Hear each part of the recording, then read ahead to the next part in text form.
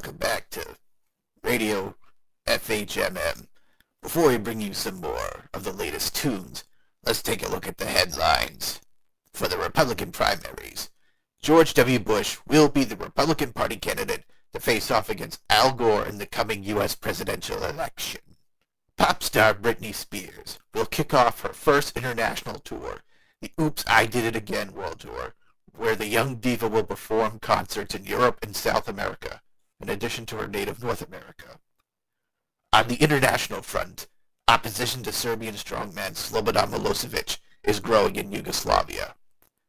The Russian military has announced it has completely regained control of the breakaway region of Chechnya, but fierce fighting against the Chechen rebels continue. Meanwhile, the Summer Olympics are scheduled to proceed as planned in Sydney this fall. On the electronic front, Sony has announced the next generation of its PlayStation consoles. The PlayStation 2 will be released for the holiday shopping season later this year. Now, some music.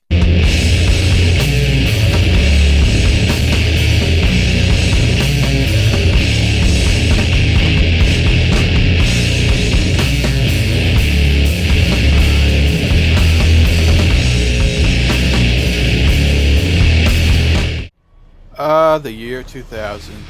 The first year of the new millennium. Yeah, fuck that 2001 technicality. A lot happened that year. I turned 7, and as you can tell by my age, at the time I wasn't paying attention to the music being released that year, let alone the metal, but it's worth revisiting.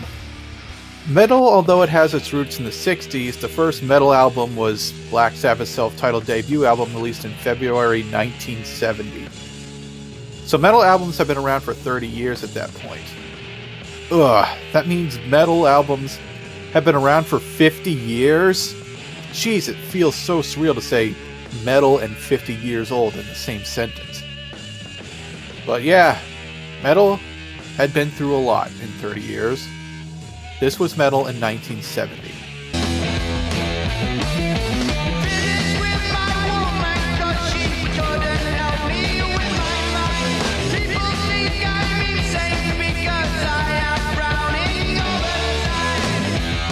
It went from that to this in 1980.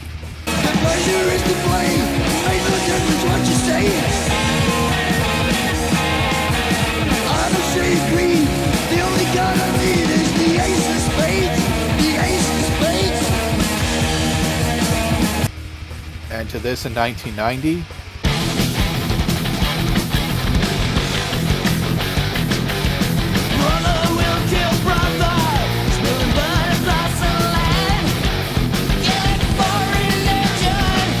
So, how about in 2000?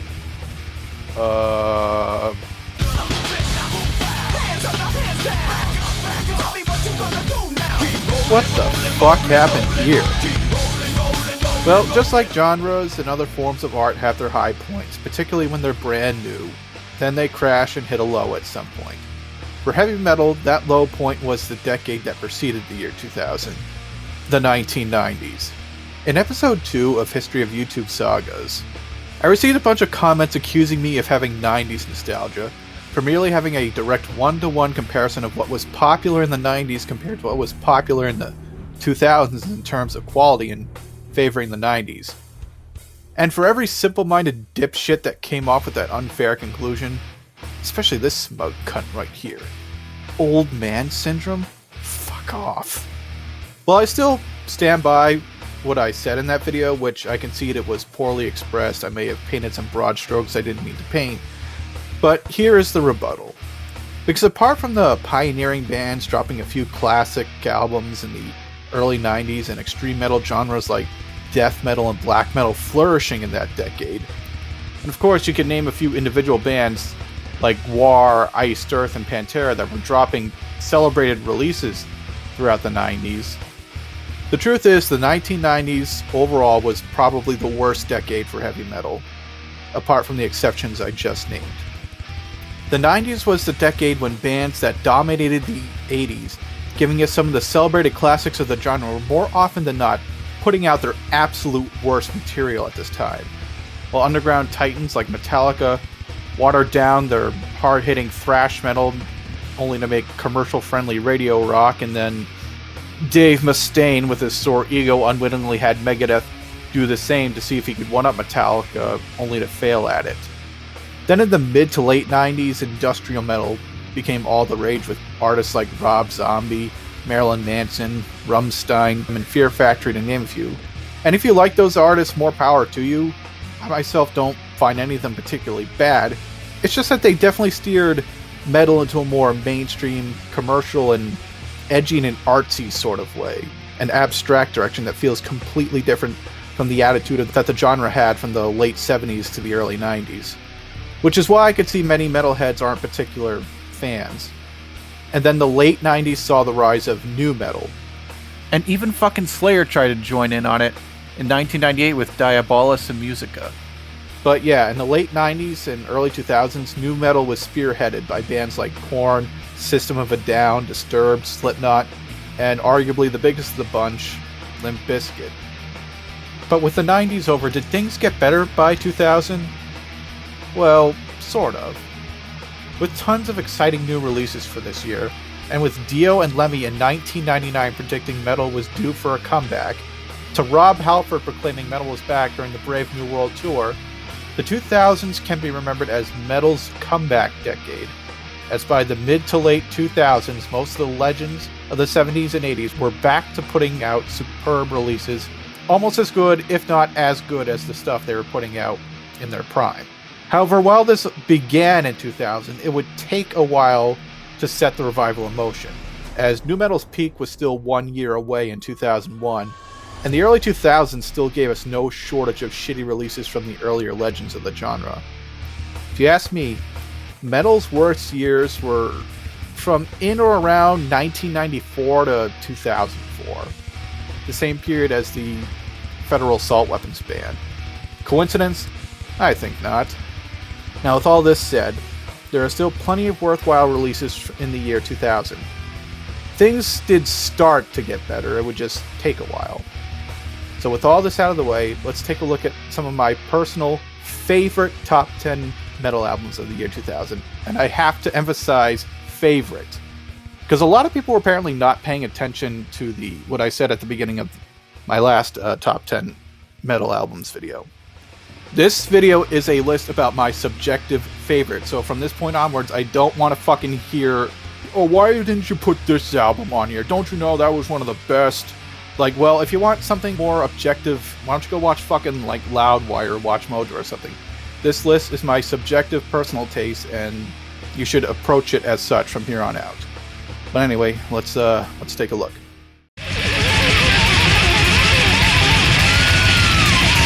Number 10, Slaughter Cult by Exhumed. I'm gonna be honest here. I initially wrote and planned to make a follow-up to my top 10 albums from 1986 video, with a list of favorite albums from 1987 in it. On it, I would have included the album Scum by Napalm Death, which is arguably cheating because it's a grindcore album. And so is this. Grindcore is a genre that blurs the line between extreme metal and extreme punk, with the rule being that metal genres end with metal in their name, like black metal, speed metal, doom metal. Well, punk and hardcore genres either have punk, like anarcho-punk, crust-punk, ska-punk, or core, like thrashcore, metalcore, and grindcore. But to me, grindcore is a genre that you could describe as too punk to be metal, but it's also too metal to be punk. And it really just kind of depends on the band, really. Sure, Napalm Death and Agoraphobic Nosebleed are more punk than metal, but then again, there's no way you could tell me with a straight face that early Carcass and this band, Exhumed, have more in common musically with Agnostic Front and the Dead Kennedys than they do with Morbid Angel or Carnage. Besides, it's my subjective list. I can include whatever I want on it. So with that said, let's take a look at the album and the band. Partway through my freshman year of high school and up until maybe about the end of sophomore year, I went through a grindcore phase, digging bands like Napalm Death, Pig Destroyer, early Carcass, and then I got into this band, Exhumed. Exhumed is a death grind and gore grind band. They were formed in 1990 by 15-year-old Matt Harvey, and for the band's first 8 years, they only released splits, demos, and EPs. In 1998, they released their first full-length album, War Metal, which was followed up by this album, Slaughter Cult, in August of 2000. Now, what could I say about it? Unlike their previous material, which was more gore grind than death grind, Slaughter Cult went in a more death grind direction, as evident on the epic blitzkrieg of an opening track, Decrepit Crescendo.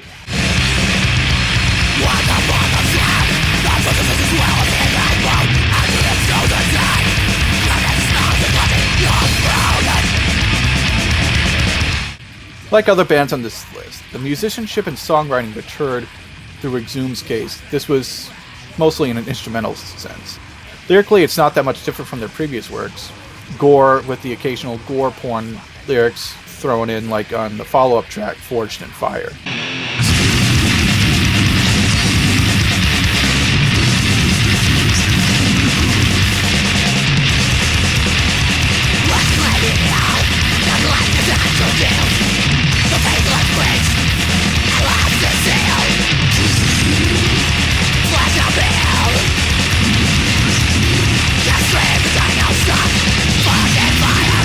My favorite song on the album would have to be track number 4, This Axe Was Made to Grind.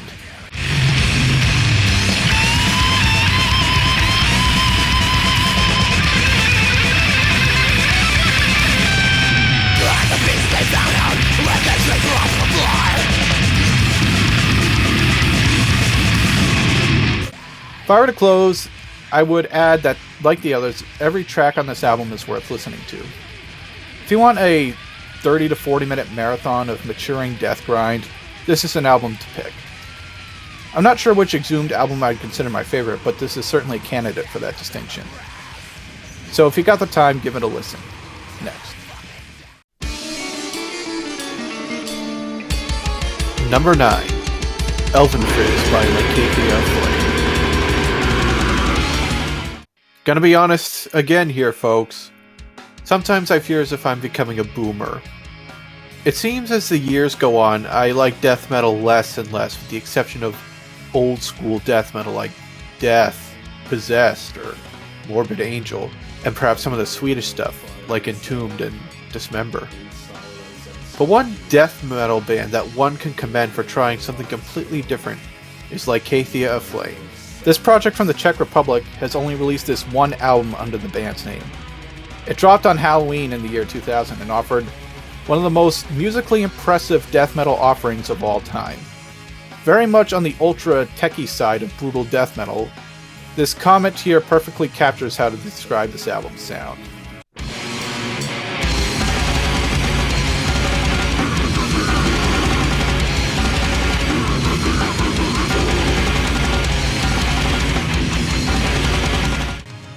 While the music is top-notch, with Toe and Tomas's outdoing themselves in a more musically impressive manner than, say, Necrophagus' 1999 debut album, the one area where this album is truly unorthodox is the lyrics.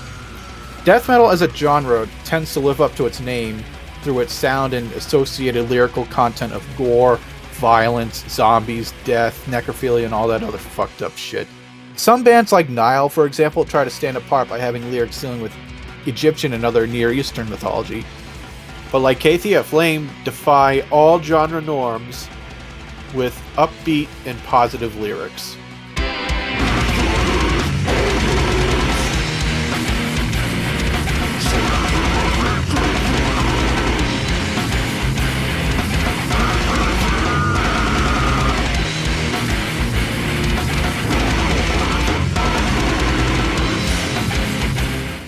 While I do appreciate something different, I generally don't think such lyrics have any place in death metal, to be honest. Just like I don't think Christian lyrics have any place in black metal, which is where this album does lose some points with me. But overall, it is truly one of the most underrated death metal records I have ever listened to. Not only would I place it in this top 10 list for the albums of the year 2000, but perhaps if I were to make my own separate list for top 10 favorite death metal albums, this probably would make the list. I'd have to think it over first. As for a favorite track on this album, it would probably be An Old Man and a Child.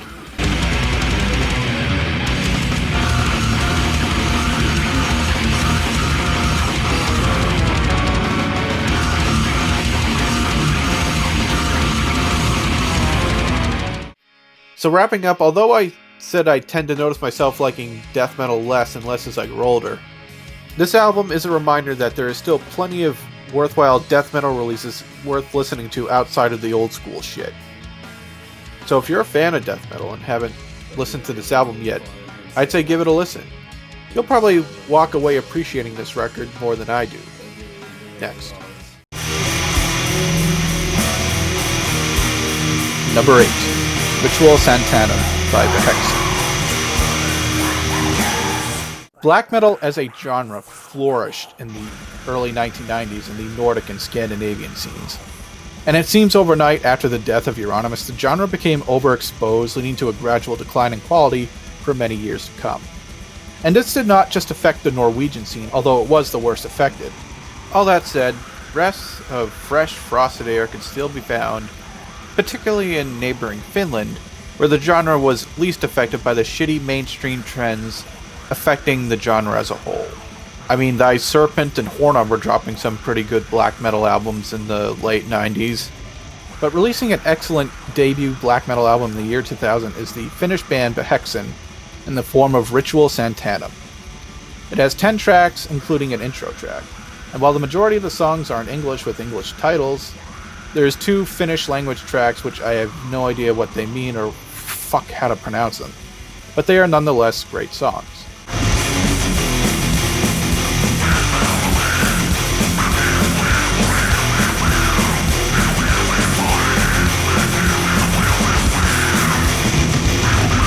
Although leaning on the generic side, both Torog's vocals on this album are among his best performances, with Hexen's early work being among some of my absolute favorite Finnish black metal. Although to be honest, I couldn't really care much for what they did after 2008, and if there is one area where this album does lose a few points for me, it's the fact that this album's version of Christ Forever Die is massively fucking inferior to the Support the War Against Christianity's demo version released the previous year in 1999. I mean, just listen to the contrast.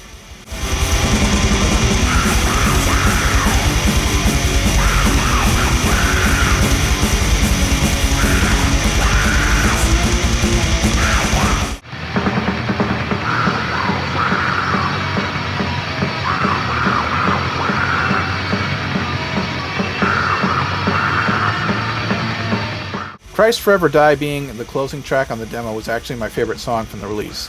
However, my favorite track on Ritual Santana would be the song before the closer, a song by the name of Blessed Be the Darkness.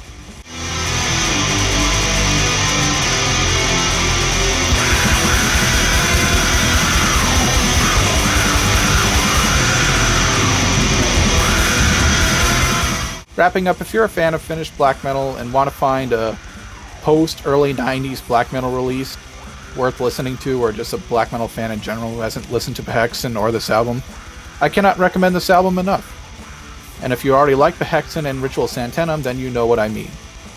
And one more thing.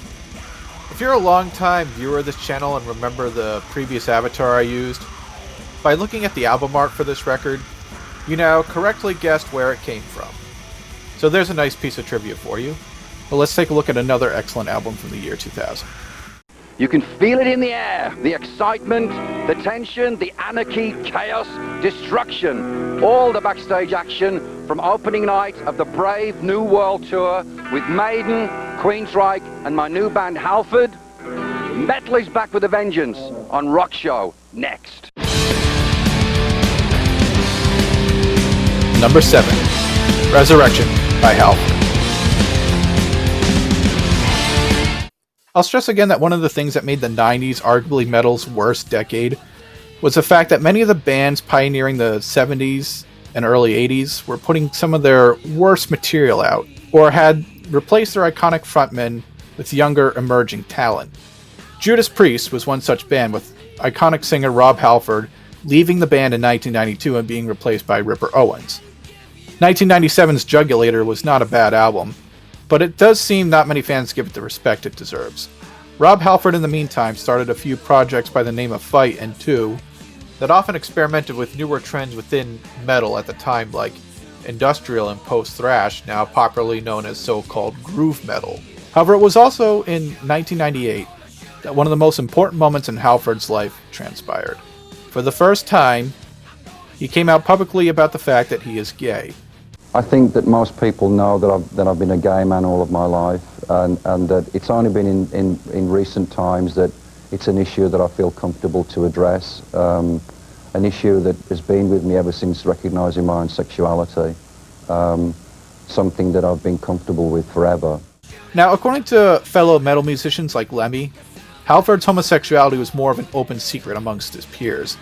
But yeah, at the time, there were many fans who were like, oh my god, he's gay, I had no idea.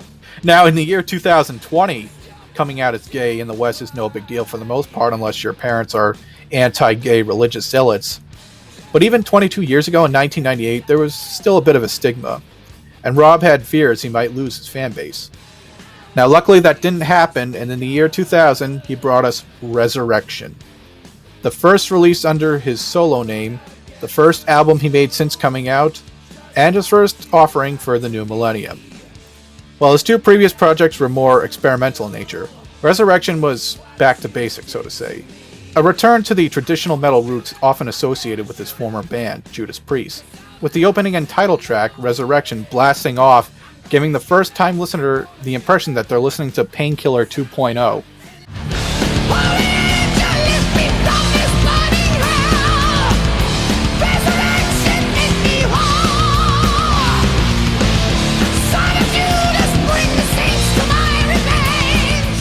However, rather than following the footsteps of the speed metal masterpiece, most of Resurrection's songs are on the down-paced side, more akin to Iron Maiden's 1992 Fear of the Dark album, which some people might not like, but I don't mind some down-paced metal if done right. And Resurrection has plenty of songs that get it right. And speaking of Iron Maiden, an iconic frontman who left their bands in the 1990s, it's on this album and the track The One You Love to Hate where metalheads get the treat they deserve. Rob Halford and Bruce Dickinson, who had just reunited with Iron Maiden that year, singing a metal duet together. Two of heavy metal's greatest singers, if not the top two best, singing on the same fucking track. You can't go wrong. Seriously, just listen.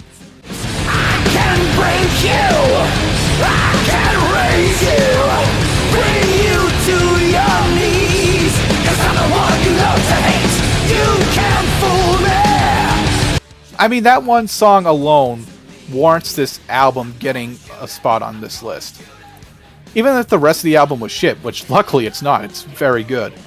And it's also worth noting that Halford's solo project partially toured with Maiden and Queensryche during Iron Maiden's Brave New World tour. Tell us what's going to go on tonight, Bruce. Right, it's going to be great. Can I swear? Oh, right, it's going to be f***ing great. There you go. Yeah, it's going to be great. I mean, it's sold out, 2 hours. So it's great. There's going to be lots of fireworks, bangs, explosions. I'm going to swing like a headless chicken all over the place and generally do myself physical injury. So it's great. Come and watch. We're going all over America together. We're going to be tearing up America, having a great time. Eddie's going to be out every night. He is in fact out every night, yeah. Yeah, he's looking more cadaverous and rotten than usual.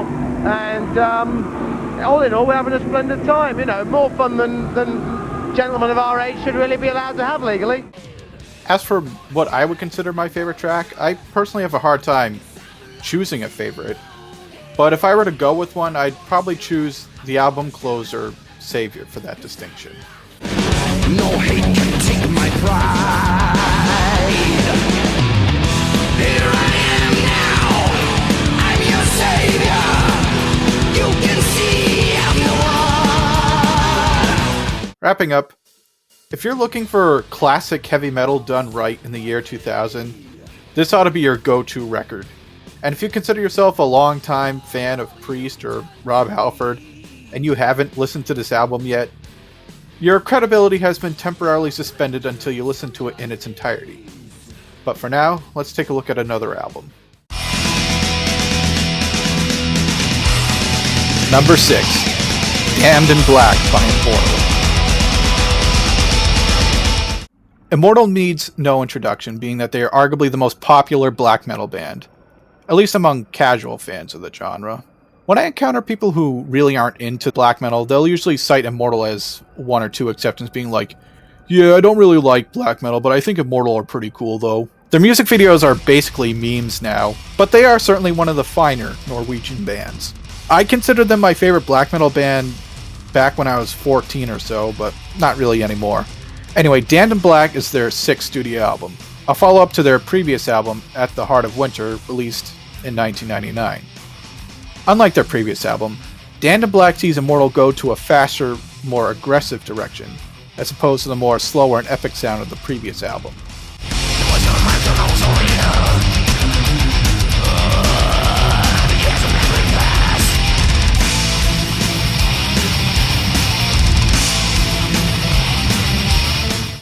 This is a trend that would continue even further with their follow-up in 2002's Sons of Northern Darkness. So you can consider this something of a transition album between the previous release and the next release. Some people consider this to be a black thrash album. I wouldn't go that far, but tracks like The Darkness That Embraces Me certainly does come close to sounding something along those lines. At the cold northern mountains, rising in wintry dreams. At the cold northern mountains. But if I were to pick a favorite track on this album, it would definitely be the beast of an opening track, Triumph. Take a side. We'll have to turn off with light. On the wintry world stands. We have a very sweet summer in the flowering clouds. Damned in Black may not be the best Immortal album, and is likewise not my favorite when it comes to Immortals records, but it's certainly one of their most underappreciated. So if you like Immortal or black metal, do not make the mistake of missing out on this 7-track majesty. Next. This one was good because I haven't done anything in 7 or 8 or 9 years of fantasy nature. I had a story that gave it a reason to be a fantasy piece, and it was easy. I didn't have to repeat myself because I hadn't done this in such a long time. It was simple to write. I don't want to make it sound like it was so easy to write that this was a simple album to listen to. It's not. Number 5, Magica by Dio. The late Ronnie James Dio. Rest in peace. Earlier we talked about how top-tier Rob Halford and Bruce Dickinson are as singers, but it seems that most fans award Ronnie James Dio the distinction of being heavy metal's greatest singer. And while I find myself a bit indecisive of who I would consider my personal favorite heavy metal singer, it seems that Dio comes to mind every time I put a record on that has his voice on it. So I for sure won't argue against that distinction. Seriously, Dio, as the inventor of the devil horns gesture, is also the same guy who can make things like unicorns and fairies as metal as anything Deathclock puts out. Idea for song, murder. A guy gets murdered and eaten at an all-you-can-eat buffet. Last time it was. Seriously, it takes a uniquely special talent to do something like that. As for Dio, he really needs no introduction. He originally started his career in the late 60s with Elf, and then he did Rainbow in the 70s, then replaced Ozzy as Black Sabbath's vocalist in the early 1980s on Heaven and Hell and Mob Rules, and then started his own solo career, which was still going strong at this point. As for Magica, it was Dio's 8th studio album, and he decided to welcome the new millennium in with a concept album. Being Magica, kind of like King Diamond's albums, tells a story. In fact, the final track on the album is an 18-minute monologue of Dio, explaining the story of Magica. It started really with just a word, the title Magica. I thought, well, what a great word. And it reminds me of Metallica. But it's a great word. So I thought, well, now I've got to make some story out of this concept. What's Magica going to be? Is it going to be my dog? Is it going to be my cat? Am I going to call my car that? What is it going to be? I'll make it a book of magic spells. That's what it is. Magic is a book of magic spells. So it's evil versus good, like all things are. But this is a book of magic spells that allows the good people to keep the evil people away all the time. Now, this guy named Shadowcast, who was the figure that you'll see on the cover of the CD, is really all about him because he's the one who speaks to you mainly through the music. Thoughts as well, but he's like the main character. And he eventually captures the high priest and the book, destroys the book, sends all the spirits on this planet, which is called Blessing, down to what is his hell, and it's called Otherworld, and takes all their spirits and puts them all into one great big collective pot of energy to keep away all the evil people, or the good people. But before he can do that, there's a spell that's been said that restores everything back to the way it was again. And at the end of it, you think that the evil guy Shadowcast has been killed, but he's not been killed at all. He lives another day because evil never goes away. It's always going to be there. So that in general is what the story is about, the concept is about. If you read the booklet inside the CD that gives you the whole story, I also did a narration of it at the very end of the CD too. I spoke the whole thing, only because I wanted to make it a bit more personal. The celebration of thanks and prosperity would signal the forces of evil side to begin the attack and ultimate capture and destruction of Magica. The spells from the book would be used to turn all of those unwilling to join evil side into statues of stone and... Story time with Dio, ladies and gentlemen. If only he was still alive and if he retired from metal and he got a job narrating sci-fi and fantasy stories for books on tape, I'd listen to every book he would do. As for the music on this album, it's one of the strongest and most passionate efforts put into the songwriting. Especially that this release is noted for the return of Dio guitarist Craig Goldie, who helped Dio with the songwriting process. As for the other musicians who made this album possible, I would be remiss not to mention Jimmy Bain, who played bass on this album. Like Dio, is no longer with us. He died 4 years ago in 2016, so may he rest in peace as well. But as for Dio himself, his vocals are as strong as ever on Magica.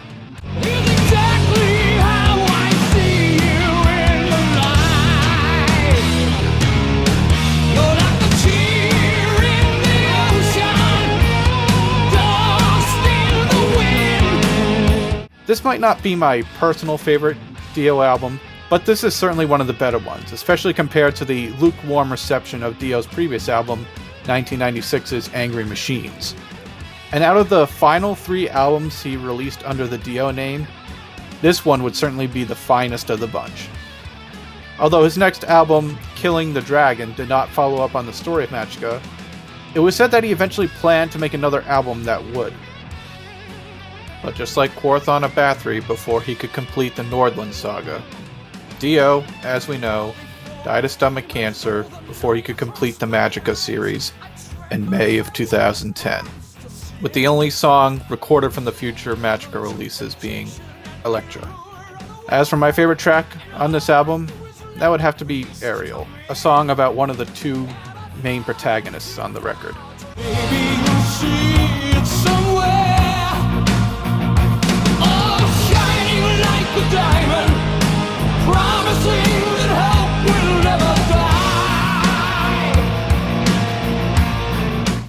If you consider yourself a hardcore Dio fan or metal fan in general who hasn't listened to Magica yet, then like with Resurrection, what the fuck are you waiting for?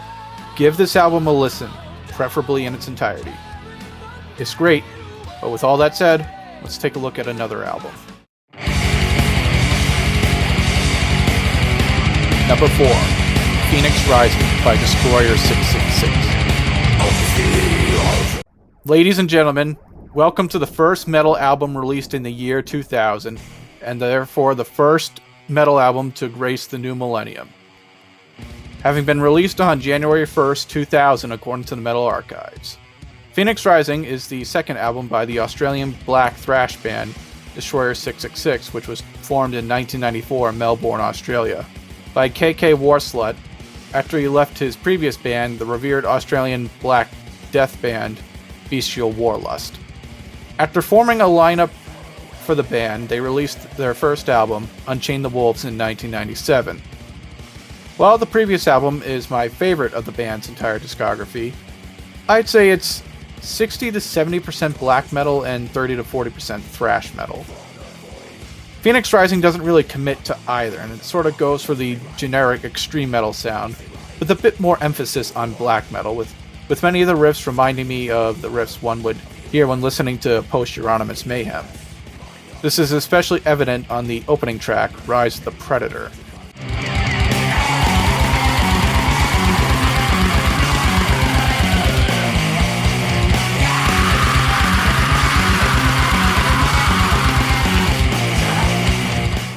So, Phoenix Rising is for sure a more technical and progressive offering than its predecessor, which shows more progression and maturity on the band's part. But with putting further distance from what would be considered recognizably black metal. It may alienate some fans who prefer the black metal sound of the original album. I mean, on the title track, you can even hear some traces of death metal, and the vocals, and even some of the instrumental parts. Although there is still some black metal there too.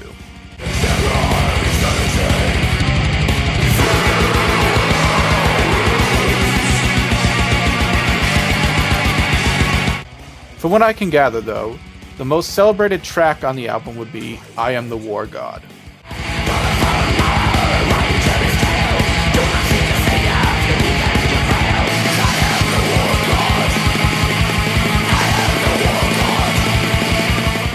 However, I still enjoy this album, even though I don't really consider it to be as mesmerizing as Unchain the Wolves. My personal favorite track would be track 2 on the album, The Last Revelation.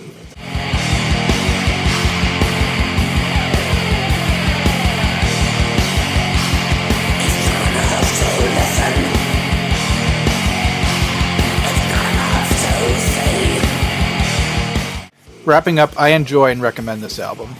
I recommend it to fans of Destroyer 666 who haven't listened to it yet, and pretty much any fan of extreme metal. I'd also say if you like death and thrash metal, but haven't yet acquired a taste for black metal, maybe this one will gradually hook you in. But before leaving Destroyer 666, it's worth mentioning that after they relocated to Europe, they were set to tour in Australia and New Zealand last year, but was cancelled after some politically correct douchebags tattled on the band for lead singer KK Warslet's previous wrong thing opinions, and got the tour shut down because it might offend the sensibilities of those affected by the Christchurch shooting. So with that, fuck you Australia, and fuck you New Zealand, and fuck those douchebags who got the tour cancelled. Destroyer 666 destroys. This album destroys, and make no mistake. But for now, let's look at another album. And at the moment, it seems like we're really, really cool. It's really cool to like Maiden, you know. The Spice Girls are wearing Iron Maiden t-shirts, you know, and stuff like that. You know, rap artists are like, yeah, I've got my Iron Maiden t-shirt. I was front row in 1986, you know. We've all come back to do an Iron Maiden record. So it actually is a source of great relief to me that it sounds like an Iron Maiden record. That's actually what the world needs now, is an Iron Maiden record, not Iron Maiden trying to sound like Marilyn Manson. Number 3, Brave New World by Iron Maiden. Iron Maiden, like Dio, needs no introduction, being they are arguably the most popular heavy metal band, at least among fans of the genre. They formed in London in 1975, and not long after they dropped their debut album in 1980, they had established themselves as the dominant band of the new wave of British heavy metal, and continued to be a popular band throughout the 80s, even as new trends and bands within the genre would emerge. However, Maiden was off to a shaky start in the 1990s. Guitarist Adrian Smith left the band and was replaced by Yannick Gers, which then recorded their lo-fi traditional metal album No Prayer for the Dying, which was met with a lukewarm if not unfavorable reception. And their 1992 follow-up, Fear of the Dark, wasn't received that much better either. And then, after their 1993 tour, among rising tensions within the band, iconic frontman Bruce Dickinson left the band. Iron Maiden then did 2 albums with Blaze Bayley, who replaced Dickinson. One in 1995 and one in 1998. But then, in January 1999, it was confirmed that both Bruce Dickinson and Adrian Smith would come back to the band. I certainly feel much more positive about the whole heavy metal thing now than I did in 1993. 1993, I was tired. I was really, you know, it seemed like there was nothing new happening in metal that I could be part of. And now I think with my last couple of records, I think we've managed to do stuff which is really cool and really on the edge, and it's still metal, but it's, you know, really fresh. And I want to bring that approach to Maiden. You know, Maiden, obviously it's going to be a Maiden record. It's not going to be a solo record, but we've spoken, all of us in the band now, and we all want this next record to be the strongest Maiden record for like 20 years. Or we're going to have a producer. I mean, Steve is not going to produce the record, but I mean, obviously he may co-produce it or, you know, have a big say. But we're going to get a top world-class producer, do it in a studio, not any studio we've used before, and go balls out to make this the best record. So this album is perhaps one of the most important on the list because of its significance. It was Iron Maiden's 12th studio album, their first album of the decade, century, millennium. And most importantly, it's their first album since Seventh Son of a Seventh Son to feature Adrian Smith, and their first album since Fear the Dark in 1992 to feature Bruce Dickinson. And to many fans, it was their first excellent album in a very long time. All this factors in to create the comeback album of the decade, if not the entire century.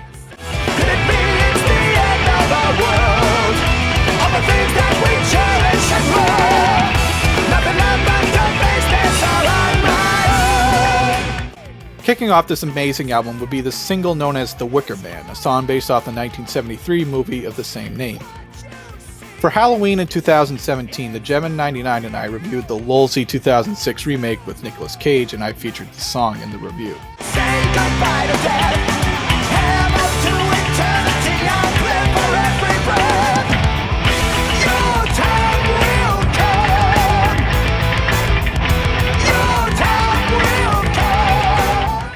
But what was interesting was that the radio and MTV versions of the song had additional vocal harmonies that were not present on the final album version. And I'm with Razorfist. They make this song a fuck of a lot better.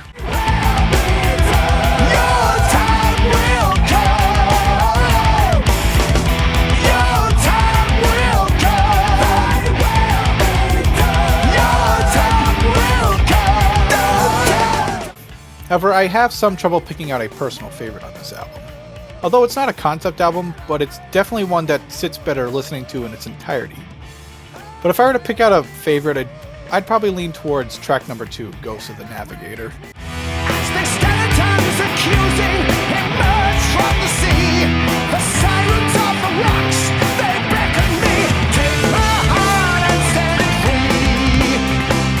Otherwise, there is no shortage of good tracks on this superb offering by this legendary band.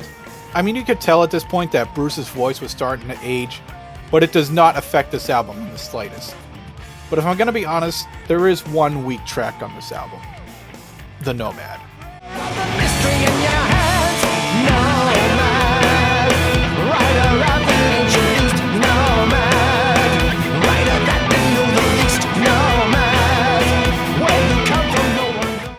I mean, it's not unlistenable, but compared to other tracks on this album, it kind of sticks out like a sore thumb.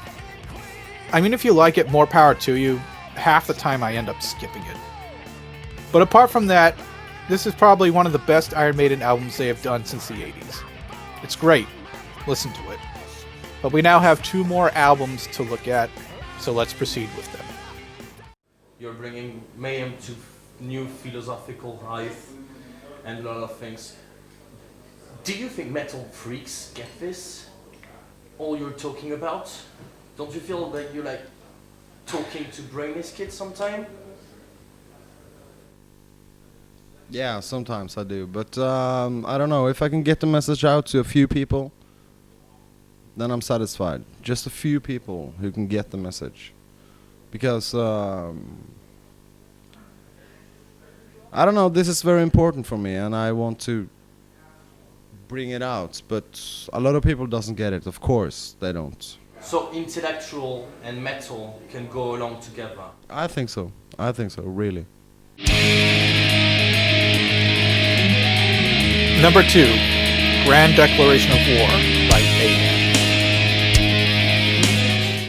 Mayhem are the forefathers of the Norwegian black metal scene, having gotten their start in 1984, and guitarist Euronymous effectively kick-starting the scene in 1991, with all the teenage death metal bands becoming teenage black metal bands, under his new label Death Like Silence Productions.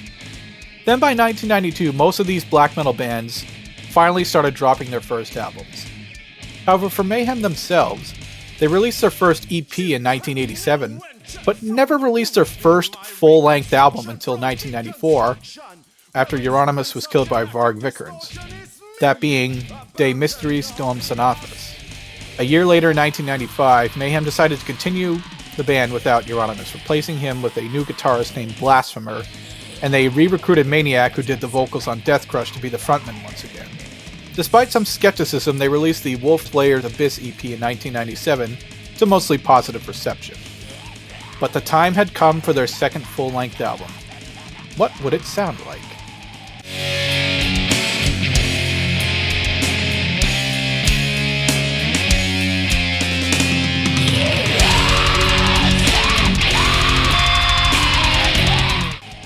Well, to be fair, that sample is only a slice of what Grand Declaration of War has to offer.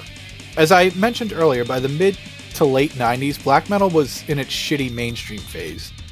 But luckily you could still find some good black metal worth listening to in the late 90s and early 2000s, and luckily Mayhem and Grand Declaration of War is one such example. But this is a very experimental record, taking the band to a slightly more proggier direction, which did not sit well with many fans because of tracks like this.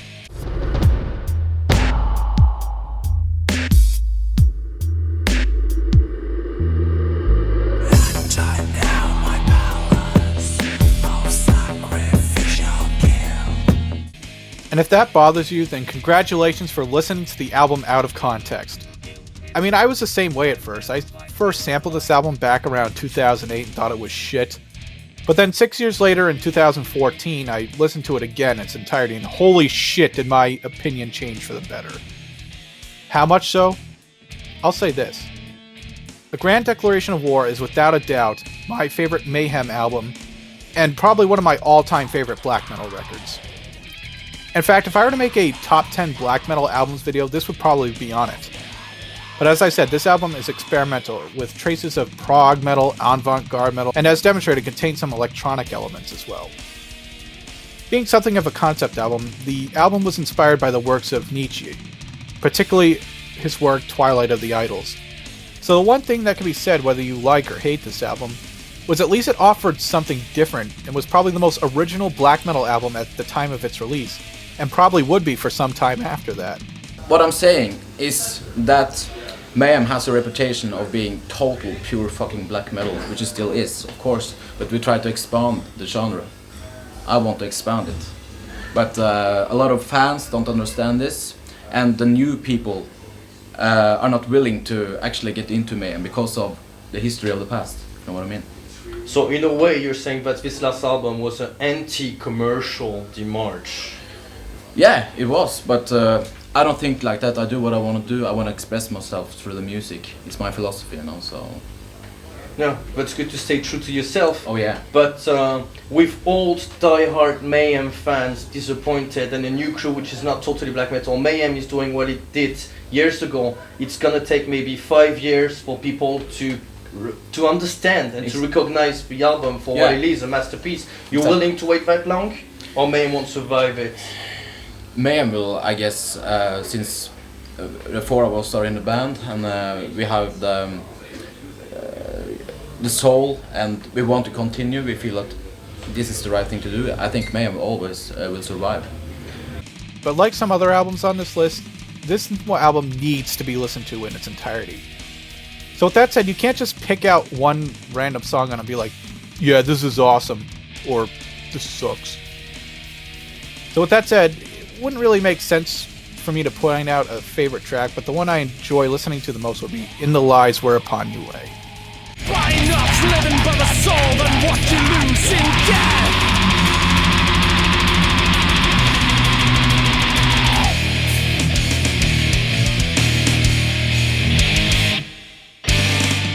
If you like black metal but only like listening to raw, unrelenting black metal blitzkriegs like Under a Funeral Moon, or harsh, symphonic black metal gems like In the Nightside Eclipse, then this album is not for you.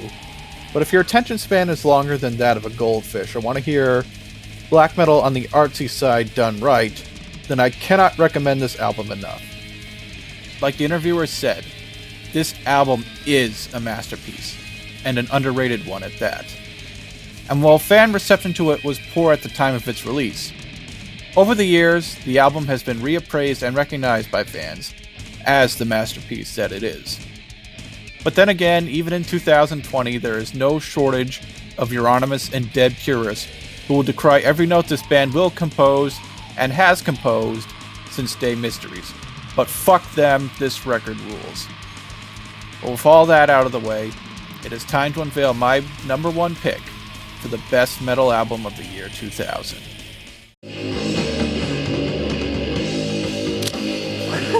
Well, you can take stills of these, you see. Yeah.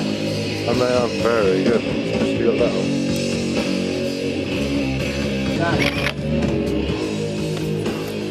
Photo. Do video and photos. No? What's in it? Just like leaf. Is it? Number 1, Dope Throne by Electric Wizard. Here we are, my favorite metal album of the year 2000. Now imagine that. My favorite album of the year 2000 isn't even a black metal album. Dope Throne is the third studio album by the doom metal band Electric Wizard. These guys got their start in England in 1993 and are probably one of, if not the best known stoner doom metal bands. Recurring themes include drugs, hallucinogens, hallucinations, and overall just really surreal lyrics. They dropped their self-titled debut album in 1994 with Black Sabbath-style artwork, and then followed up with Come My Fanatics in 1997. Doom metal is considered the heaviest and slowest form of heavy metal, and I can't think of many albums that are heavier than this one, opening up with the pulverizing Venom Sabathi.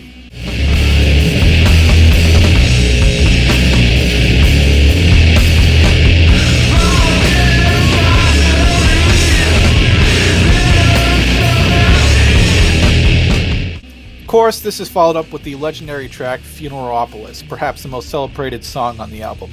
A doomy post-apocalyptic landscape that could be a spiritual homage to Black Sabbath tracks like Into the Void or Electric Funeral.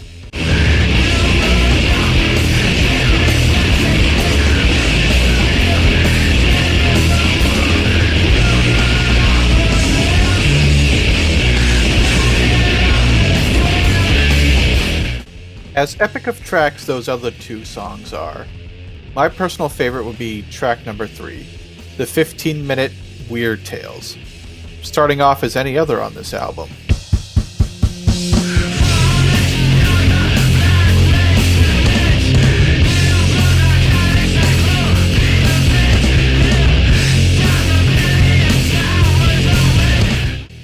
Before transforming into an atmospheric track that would be perfect ambiance for driving in a rural or desert highway on a hot, scorching summer day.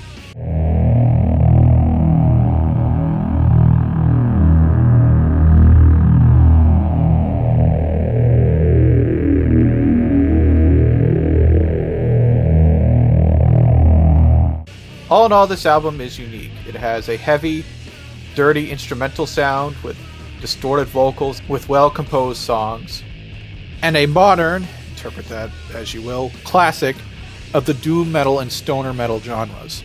It is all those things that makes it my pick for the best heavy metal album for the year 2000. So if you haven't listened to this album or Electric Wizard before, you have your mission, now get to it.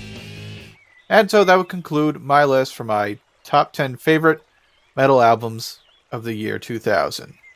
So before going, let's discuss. The 2000s was in many ways a comeback decade for the earlier legends. So what can we expect from metal going forward in the 2020s?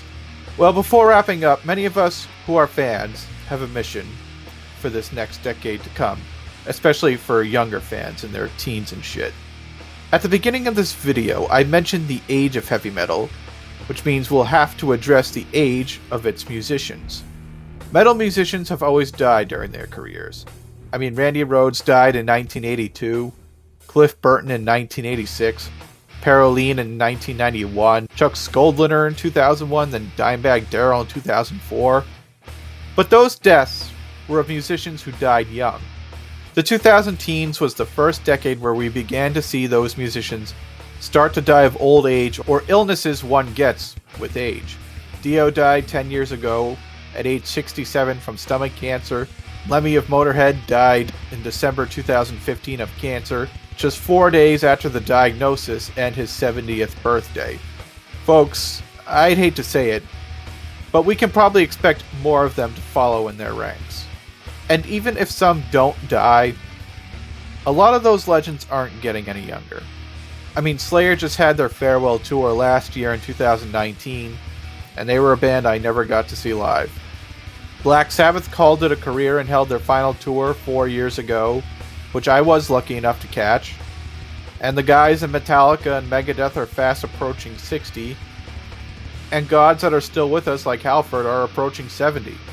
It's safe to say that by the end of this decade, the 2020s, probably more than half of these bands that formed in the 70s and 80s will probably call it a career at one point. Iron Maiden I could still see touring well into their 90s unless Bruce or Steve eventually kicked the bucket. So I bring this up because if you're a young fan, like younger than me, or no matter how old you are, the doors to seeing these legends perform live are beginning to close. So if you have one resolution this decade, try to see as much of these guys live as you can, as well as when you're an old fucker like these guys, telling your grandkids, "Oh yes, I got to see Judas Priest and Black Sabbath perform live in one of their final tours." Otherwise, I suppose that's it for this video. What albums from the year 2000 do you consider a favorite? Like, favorite, and subscribe to your heart's content. I'll have more content coming soon. I am the Black Lord of Fenrir. Slava.